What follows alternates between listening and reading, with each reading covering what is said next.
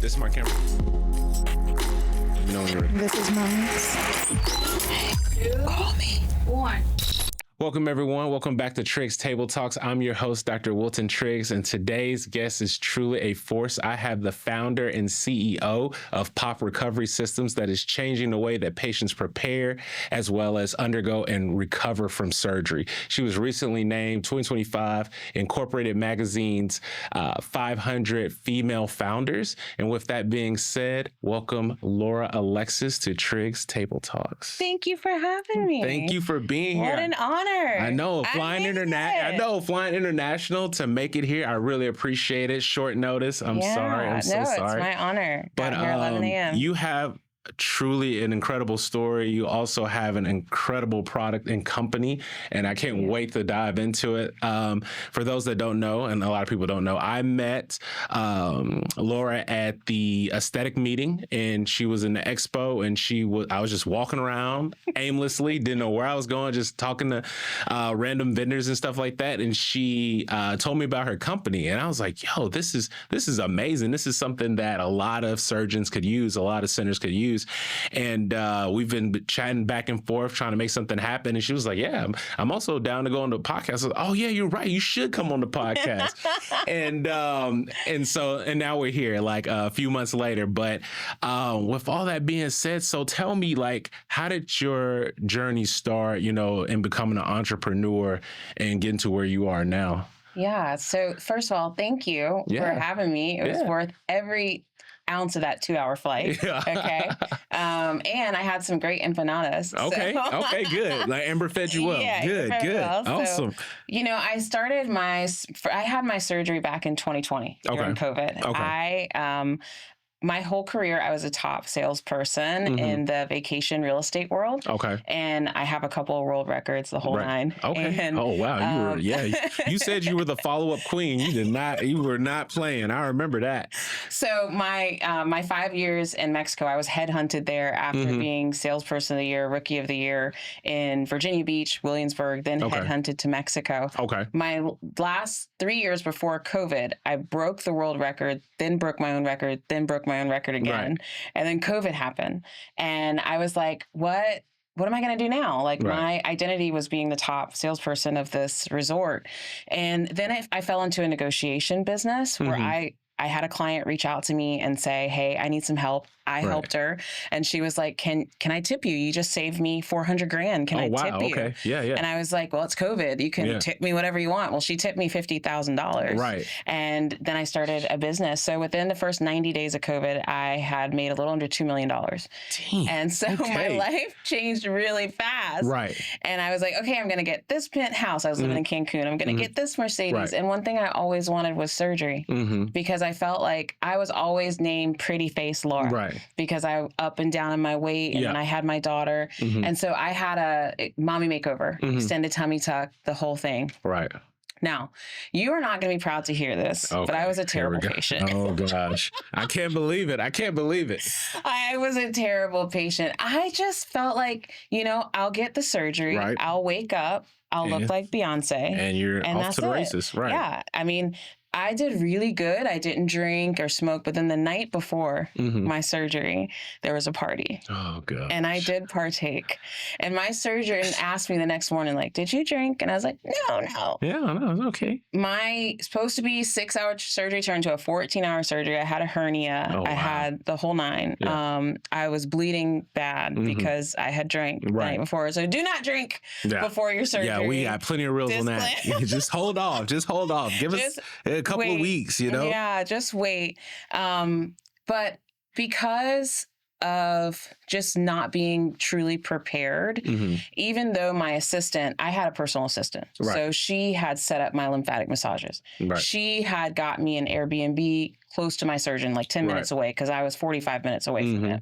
She made sure I had a nurse for the first 2 weeks. I was like, I don't want to die, and it was actually way too long, 2 weeks, but I didn't know what I didn't know. Yeah, exactly. You don't know. And then she had a friend of mine who was out of work because of COVID, a nutritionist, and said, look at these instructions the surgeon gave her. She goes out to eat almost every night. Right. I know she's going to have a hard time. Can you customize a plan for her? Right. Then my friend Ben, he was out of work. He was a chef. Okay. So he would cook the food for me. So it's just like your own little circle that just kind of made this happen. Okay. So I'm like, okay, so then I'm going to my post-op and my surgeon's like, how are you healing so well?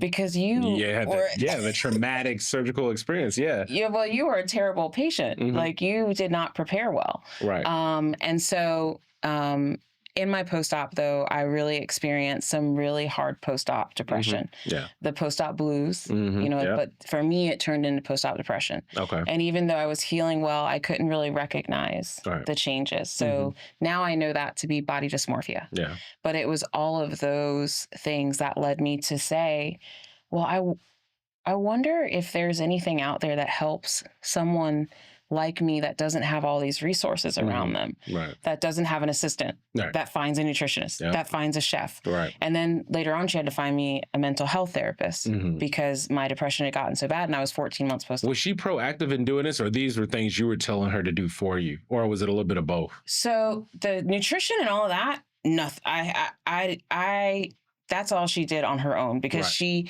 had been my assistant for 3 years. So she knew me really well. Okay. Gotcha. And she was like, she's going to struggle. Yeah. Like no salt, really. Yeah. No spice. Yeah. No wine. All that blandness. Yeah. She's going to have a hard time. Yeah. And I was like, if I can't drink, then I need to eat good. Well, you ain't doing that either. You ain't eating good. You ain't drinking good. None of that. So they would get together and make these recipes that tasted good, but they were healthy and good for my surgery, Yeah. And so she was really proactive in that. And then when it came to the therapist, I did that because it was just getting really bad. Okay. And I couldn't really understand why. Now I know why, because it happens, but back then I didn't. And so in my healing, I was like, I wonder what resources exist. Like if I was just a normal person, I wanted to say, give me a plastic surgery team, like a assistant, a nutritionist, someone help me find where am I going to stay? Right. Fine.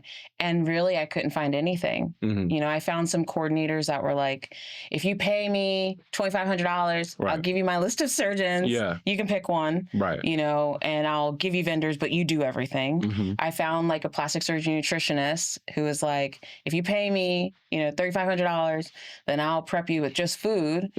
There was really no mental health. Right. There was one online and she was selling Bitcoin. Yeah. So I was like confused. I don't know. No. So then Pop was born. Yeah. I created Patience Over Profit, multidisciplinary, one and done. Like you can find everything there. One-stop shop. Because I know I see on the groups and on Instagram how they have like these patient consultants, but I don't really know what they do. Is like they match up patients with surgeons or something like that, or they kind of like give them tips and tricks.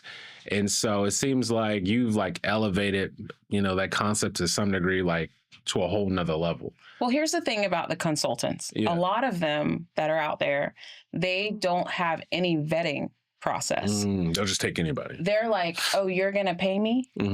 Dr. So-and-so, then I'll recommend you. Okay. Even if that doctor may not be fully licensed, even if that doctor may not be the best fit for that particular patient, even if that doctor is not the right budget, even if that doctor doesn't have good table side manner, which is how they talk to the patients, you know that, maybe listeners, none of that really matters. It's whoever's paying, I will recommend you. Gotcha. And then it's sending them to, okay, here's a nurse. But will this nurse, will this be a nurse that's actually going to take care of me? Or is this going to be a nurse that when her shift is up, she's out, whether someone's there to replace her or not? Gotcha. I actually experienced this. I used a consultant after my first surgery, I had my son unexpectedly. Yeah. Right. And I used a consultant. That's what happens. You have that surgery and I looked so good. My husband was like, what's up? They jump on you. Yeah. Yeah. And I was like, this should be fine. Yeah. But yeah, I used someone and I found out the day of my pre-op what the BMI was supposed to be. Mm-hmm. That's something that you should know Right. way at the beginning. Right. Like even before you book, when you're like considering different surgeons. Exactly. Like because I do know how my weight fluctuates and I know how to tweak my diet to be able to get to a healthy BMI for surgery. But I was denied. I had flown all the way there and was denied because of my BMI. After paying and everything, you know? So was there like a specific moment where it was like, this shouldn't be happening, or I don't like this, I'm going to change it? What was that like defining moment? Or if there was a defining moment where you'd be like, okay, I got to do something about this because I don't want people to go through the same situation I went through, or I want to take my experience and make it better for the next person.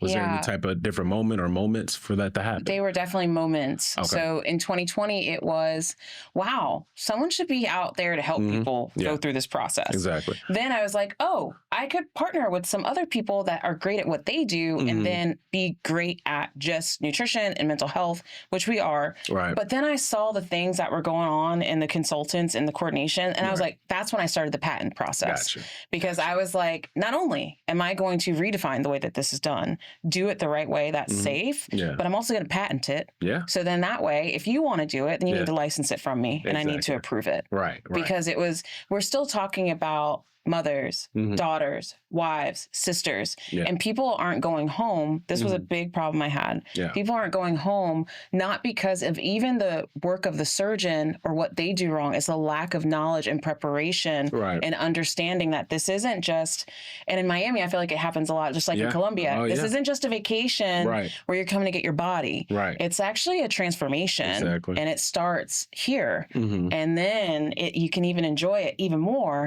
when you do it the right way with the right steps. I definitely understand that. And that's so dope. And do you feel like, why do you feel like the current recovery process with different doctors' office or surgeon offices or surgery centers, how do you feel like it's failing them, or what can they do to improve, or what is something that, you have taken and boom, made it for pop? Well, it's the recovery gap. That's what I call it, trademark. And it's because recovery is outdated. It's stuck in the 90s. Right. We're still doing it the same way we did back there. But now, like, for example, Florida is a great state as an example. You guys have ultrasounded BBLs, right? Yep. This is something that's a new thing that now it's mandatory. Exactly. Why? Because data showed that it was safer. Yep. So if data is showing that patients are falling through the recovery gap in preparation, during, and after because of the current recovery process, then why aren't we changing it? I understand. I think it's like they're kind of still stuck in that mindset, like most of their patients are coming from like down the block or within the city. People are traveling. It's a more interconnected world now. And so people are traveling for their surgery. They want to go to who they feel like is the best fit for them and is going to deliver the results they want. And so it is a little bit trickier when it comes to a recovery standpoint versus like back in the day, like you said, like the 90s or something. Oh, my patient just lives like, a few blocks away from the actual practice. Yeah. And so, if there's a problem, just come to the office whenever. Well, you can't do that if the person lives in California and I'm down here in Miami. So no, I totally agree with that. Well, it used to be, let me just stop by before dinner. Yep. Honey, I'm going to just stop at patient A before dinner and I'll be home. It's not like that. Patient A is in New Jersey and you did surgery in Miami. Yeah. And it's like the clinics are doing pretty well when they're within the walls. Yeah, exactly. But it's before they get here and after they leave that there is a huge gap. And it's costing, let's get to the practice side. It's costing the practice millions a dollar. As an industry, this is $1 billion blind spot. So not only is it patient support, it's profit optimizing patient support for the practices. Right. No, absolutely. Absolutely. And you've already stated that POP stands for what again? It's on the patient side, it's patients over profit. Patients over profit. I love that. I love that. I'm going to hit you with a few rapid fire questions in our little Tricky Triggs trivia fire round. Okay. So what's one word that describes your entrepreneurial journey so far? Crazy. Crazy. I like that. What's one myth about surgical recovery you wish you could debunk? Yeah, gotcha. That it's easy. Yeah. I think people really do think that. They come in and be like, I mean, and case an example, probably I think it was like last week, someone pre-op consultation and be like, I'll just probably have the Uber pick me. I need to know what time to order the Uber. I was like, what do you mean order the Uber? You're not getting an Uber. You need someone with you. You just had general anesthesia, or you're going to have general anesthesia. And so I don't think people really grasp it. But it wasn't like she was, she just didn't know. She just literally did not know. And, it was her first surgery, first aesthetic surgery at the same time, too. So you don't know what you don't know. And so, it's like there's two extremes with them. Mm-hmm. The first one, it's either like I thought, it's going to be so easy. Mm-hmm. Or it's like, oh my gosh, I'm going to die. Yeah. You never know. And it's very rare you get that person in between, because either they show it before the surgery or they show it after. Yeah. But there's really no in between. No, absolutely. Absolutely. You get one superpower as a founder. What is it? Multiply. All right. That's what I'm talking about. A book or a podcast you highly recommend for women that inspire you. So Emma Greed has a new one called Aspire. She's the one who built Skims and Good American. She's amazing. Okay. I love that she's a mulatto. What's her name again? Emma Greed. Gread. Greade. Greade. Okay. But she is a mulatto from London, came from the bottom, now built a couple of billion-dollar businesses. Just inspiring, and she has some great guests. That would be the podcast. I'm going to check that out. And did you have a mentor through this process, or, and if you did, how did you find them? So my first mentor was German, very stoic. Yeah. I met him in the timeshare world. Mm-hmm. He was my trainer. No one would listen to him because they thought he doesn't know anything. But some people can sell, and some people are great teachers, right? And so he taught me everything there, taught me a lot about neuroscience and sales and all of that. And when I first came to him with this idea, he's like, "This is not a good idea." Wow. Because really? He just didn't get it. Right. He's like, your mind is powerful. Mm-hmm. How can something that happened to your body just change it with your mind? Mm-hmm. And it wasn't until he started dating someone who was like a yogi, and she was like, this is amazing. So they were two opposites, right? Opposites really do attract, huh? Yeah, exactly. Yeah. And so then as he dug a little deeper and started, there's a book called Psycho-Cybernetics. It's by Maxwell Maltz. Okay. It was written in the 60s. And I read it for the first time to help me increase my self-image because... Who referred that book to you? My mentor. Okay. So he was like, the only way that you're going to reach your potential is if you see the potential that I see, if you see it in yourself, and that's self-image. And so it just talks about plastic surgery patients who had, they were getting their nose done or getting their face done, but they were getting it done for the wrong reasons. They didn't have strong self-image, so they were never happy. I read that book even before I started this company. Right. And so when I started the company, he went back to that book and he was like, Laura, this is $1 billion business. And I was like, I told you. That's so dope. Well, those were my 5 questions. Good job. So now let's really dive deep into POP.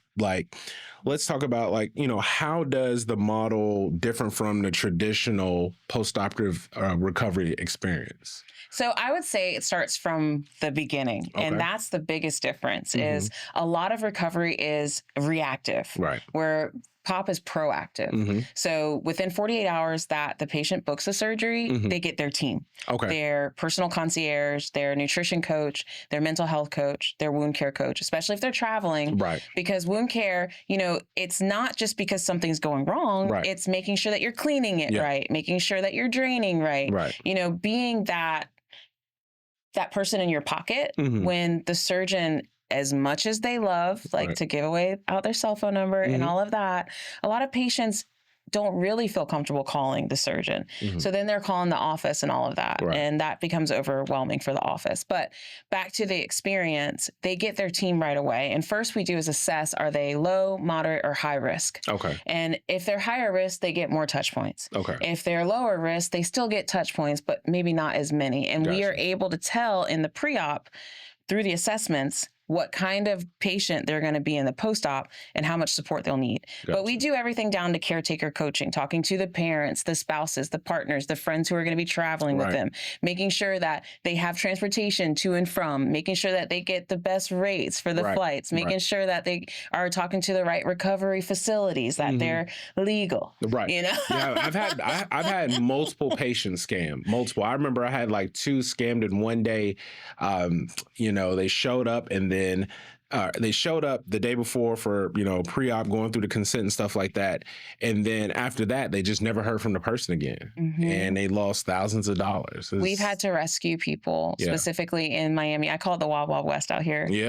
Because it's just wild, some of the things that we saw. So then that's when we actually built Pop from a Miami-based practice that did a little over 100 surgeries every single month. So we got a lot of reps fast. And so I wanted to create something that even if the practice was busy and the surgeon was busy, they always felt supported by the practice because of their Pop team.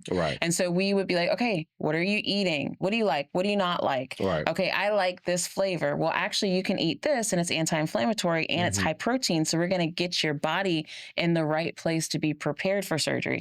Because I'm going to ask you, how much better are the results of a patient who is prepared nutritionally before surgery and continues it's like after? 9 days. It's like 9 days. Because I mean, they come in most of the time in their ideal weight or close to it, and then whatever surgery is going to, whatever lipo or surgery they're going to do is going to probably put them right where they need to be, or they're going to be there probably within the next 3 months after surgery, because they're usually super motivated at that point. Yeah, it's a totally different patient for sure. Yeah, exactly, and that's why we do it. So then we make sure mentally, like, are you prepared that you're not going to be able to hug your baby? And I have touched base on the mental preparation of surgery on a few like post and podcast episodes. So it's such a big deal. I've canceled surgeries if I felt like the patient didn't really know exactly what they were getting into, especially if it's like one of the bigger surgeries, like a mommy makeover or a BBL tummy tuck. I'm like, I don't think you really understand and how this is about to be literally for the next 8 weeks,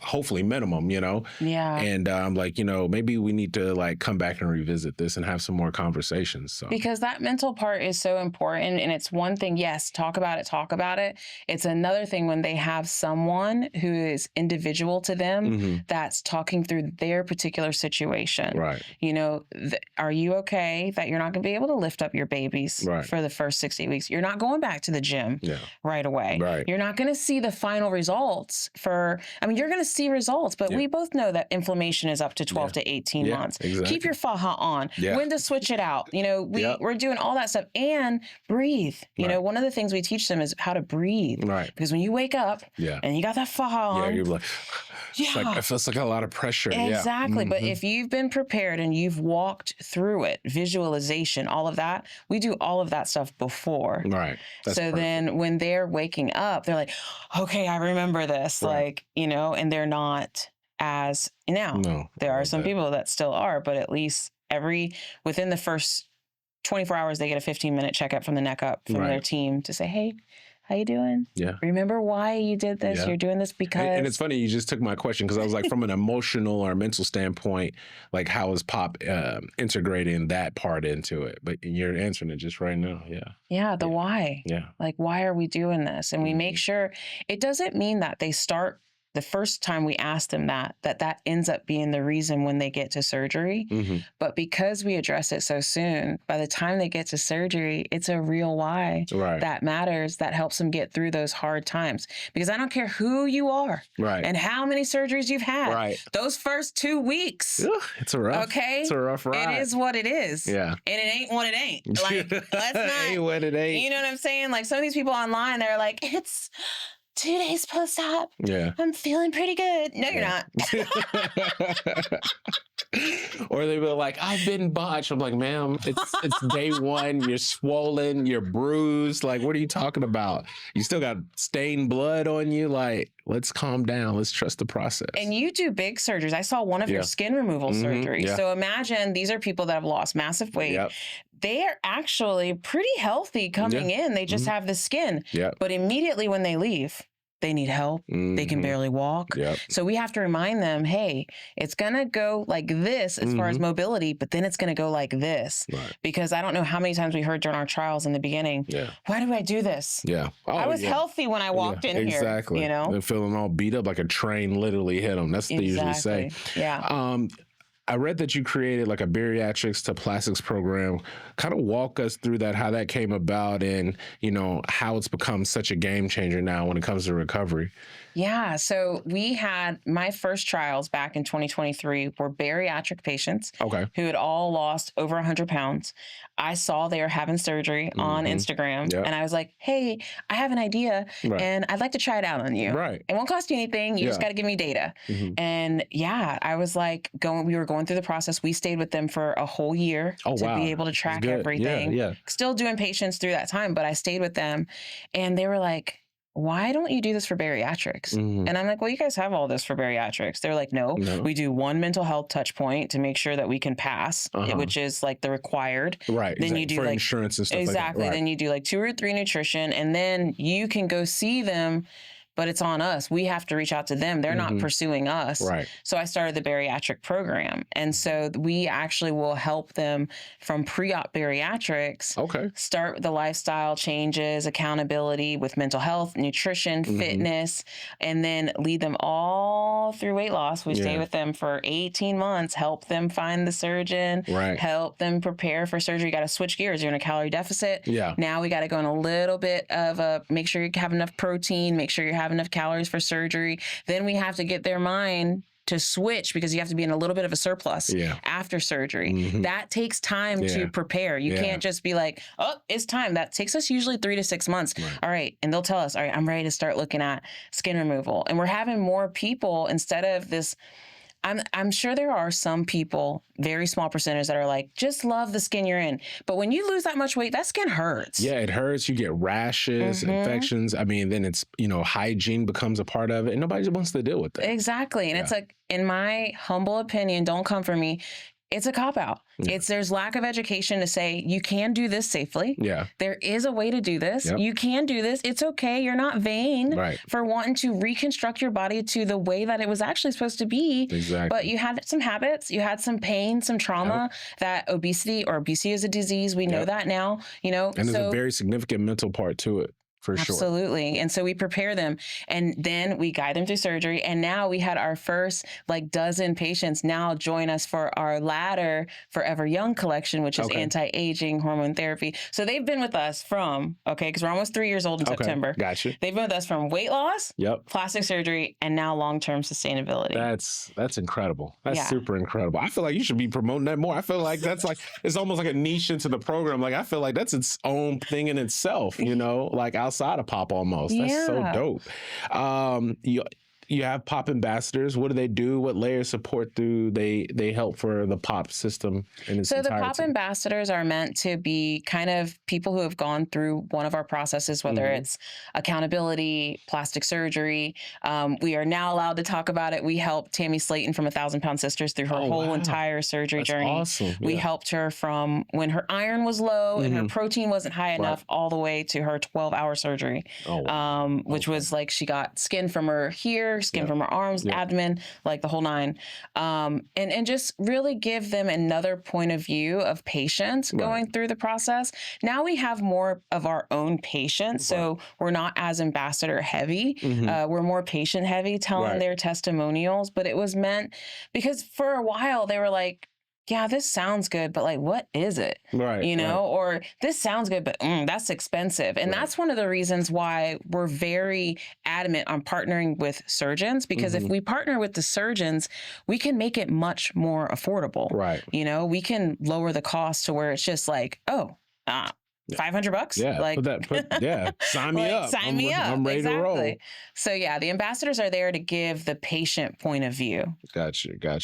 Well, congratulations on being Incorporated Magazine's top 500 female founders of 2025. What was that moment like for you when you found out, when you got that email or that letter or that phone call? However you were relayed. Gosh, I got it from my publicist and So 1000% transparency, I was expanding so fast and I was taking everything from my own cash. Mm-hmm. And so when that happened, it was right before I decided to bring in investors. Mm-hmm. And so when they said that, I was like, I'm an imposter.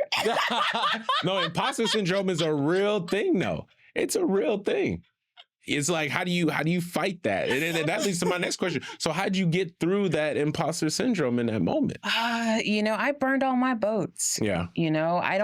This is my purpose, Mm-hmm. and I have, of course, my beautiful kids Mm-hmm. that are watching me, Right. do the impossible, Right. and for me, it's like when I was going through the due diligence of we have investors now and it's great. It's Mm-hmm. awesome. I don't feel as much like an imposter anymore. Still feel it sometimes. Mm-hmm. It was like, I'm writing out all the things of what Pop does and all the industries that it's in. And I'm just like, wow, this is way bigger than me. Yeah. Yeah. This is not just. Because how many patients are you at this point now? We just reached over 3,500. Yeah, So that's crazy. It's and not that much time. Right. And then I was talking to a surgeon and I told him how many partners we had. And he was like, wow, that's a lot. And I was like, really? Because it don't feel like a lot, Right. So in that moment, but now I'm more like embracing it, but I'm going to be transparent with you. I was just like, for innovation, nonetheless. Right. For in a top 500 female founder in the United States for innovation. That means coming up with an original idea. I was like, they see it? And putting it into action. Yeah. I was in, and still am, in a bit of disbelief. But moments like this, where I get to sit with someone like you who just really gets it, it is so reassuring, and it takes away a little bit that imposter syndrome. Like, it's okay, Laura Alexis. Like, you got man, this. I'm giving you your flowers. Good. You did that. That was super. I mean, I relate that on the expo hall at the aesthetic meeting. I was like, yo, this is a dope concept. Yeah. Like, I was blown away. I mean, I loved the whole pitch. I loved the setup y'all had. And it really just boils down to like what y'all actually do. And I was like, yo, this is an amazing idea. Yeah. I remember I think I kept saying, I was like, yo, this is a dope idea. That was awesome. Super awesome. And you don't remember, but I was like, hey, Triggs. Yeah. I was like, huh? Hey, do I know you? Yeah. You're about to.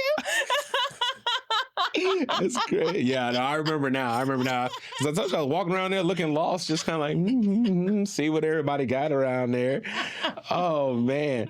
So, for aspiring entrepreneurs and innovators, the young ladies, the young men, what's something that you have learned on this short journey, honestly, that you wish you could have known or you would tell, young Laura, I would say do not underestimate how much your strongest, like your faith in something bigger than just what you're capable to do can carry you in the hardest times. Because there are going to be times when you're building something that your human flesh is not going to be enough. And you have to tap into something that's bigger and greater. Right. Don't underestimate that. And then also be mindful of who's around you. And be mindful of who you're sharing those dreams and aspirations with. Right. Because there are many people that seem like they may be supportive. Have your best interests, but they're not. So those are very important. And what's like one mistake that you made early on that just wound up being a blessing in disguise? I would say the amount that I invested in myself. Okay. I've put my own a little over $3 million into Pop. Right. So when it came time to bring in investors, that was like one of their questions. Like, how much have you invested this of your own money? I'm like, well, here's the statements, here's the P&Ls, here are the bank statements. And they were like, wow, you bet on yourself. So that was a huge blessing in disguise because it shows investors that like how dedicated you are to this system. Yeah. Absolutely. Because I'm like, oh, she put $3 million in. She's dedicated. That means she's going to do what it takes to really make sure this thing is successful. Exactly. Absolutely. And I remember so many people and surgeons told me like, that's hard. That's a beast. That's a big mountain. Yeah. And all I heard was like, you can't do it. You can't do it. But me, I'm a rebel. So I'm like, I'm a rebel. I'm a rebel. That's crazy. So before we wrap up, like what's next for you and Pop Recovery Systems? What's the next move? What do y'all got going on over there? That's that you can speak on right now. So we have a huge, we've started white labeling what we do. So now practices are starting to come to us and say, I want what you do, but we want it to be behind our brand. And so that's something big. And we're working on like couple thousand locations. That's super smart. It's really crazy because I never. You really are an interviewer, bro. That is incredible. That is a dope concept. It's almost like a franchisee, because I know a lot of plastic surgeons, dermatologists, they'll white label like certain facial products and stuff like that. But white labeling a recovery system. Yep, RAS, Recovery as a Service. TM. That's fucking incredible, and now they bro. That is incredible. They get all the credit. Yeah. Right. Yeah. The patients get all the support. Yeah. And it on the surgeon side, POP stands for Profit Optimizing Patient Support. Man, you was in your bag with this one. You were in your bag with this one.